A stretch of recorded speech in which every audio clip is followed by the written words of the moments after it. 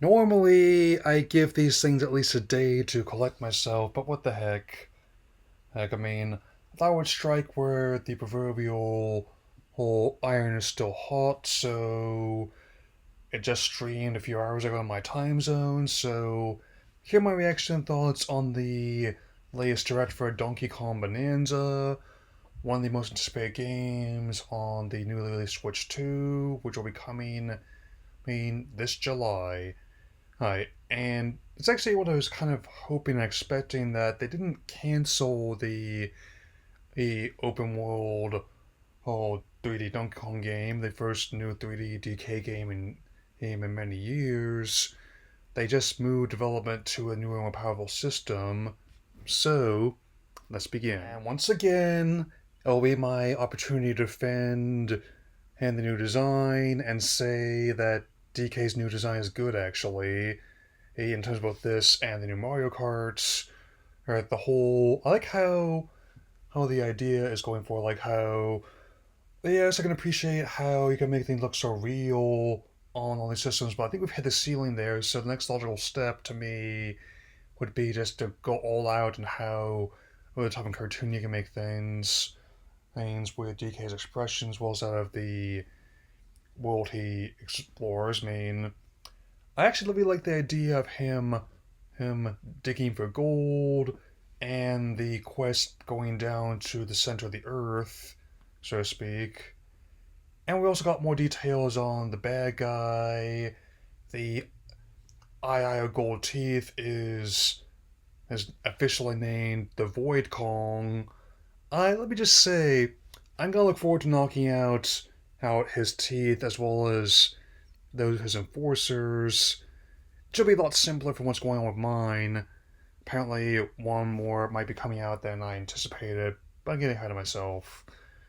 I mean, and naturally, a lot of the same developers who worked on Mario Odyssey are working on this game. I'm not sure what the connection is beyond that as well as what else is going to be happening. However, there's one connection that I'll be talking about, like so. So, on top of the Odd Rock companion, as it turns out, how that this time around she's actually a character who's been in there since the beginning.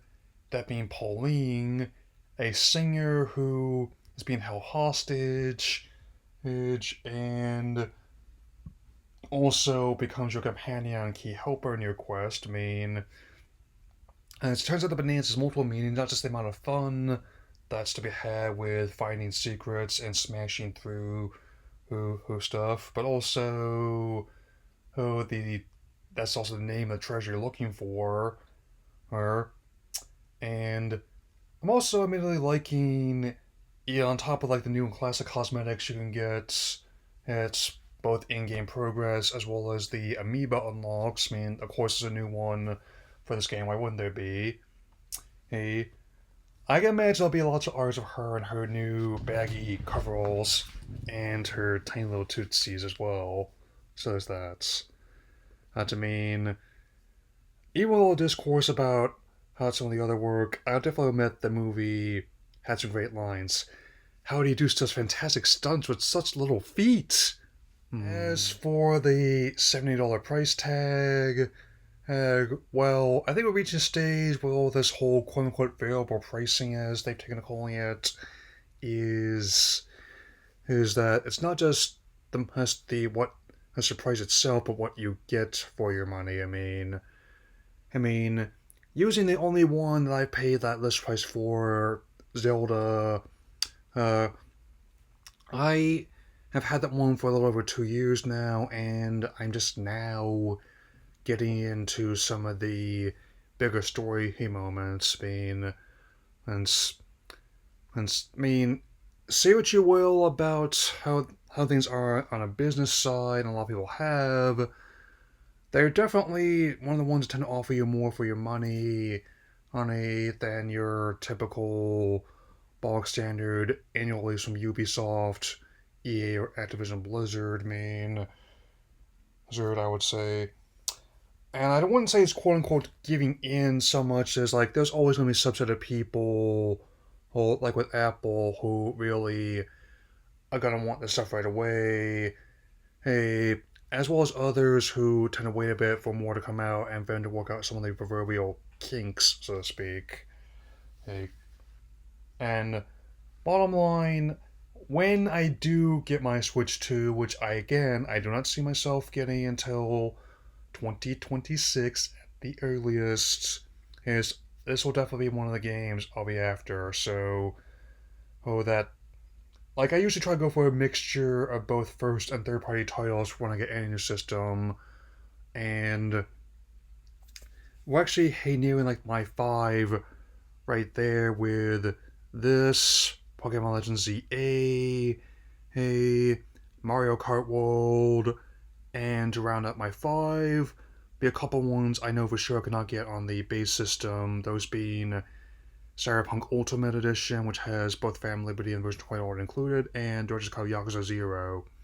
Yes, I'm a guy who likes family-friendly collectathon platformers, movies involving apes, and also oh, much more mature titles that would not be as family-friendly or they release younger players not find the subject matter fun. I'll say that much.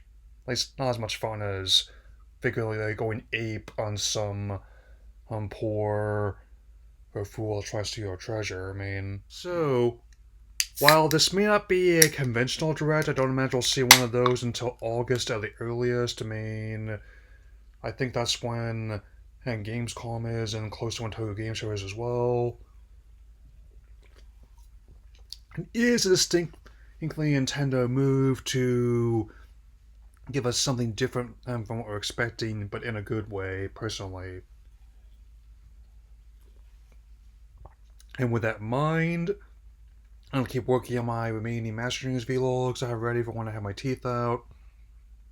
And also with working on getting the Elio tickets, because it's definitely looking to be like it's going to be anyone's game this weekend at the movies.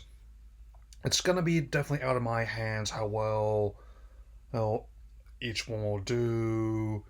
But I'd say in terms of interest this weekend, my top three in descending order are Elio, 28 Years Later, and Live Action Dragons. That last one can still wait for Peacock as far as I'm concerned.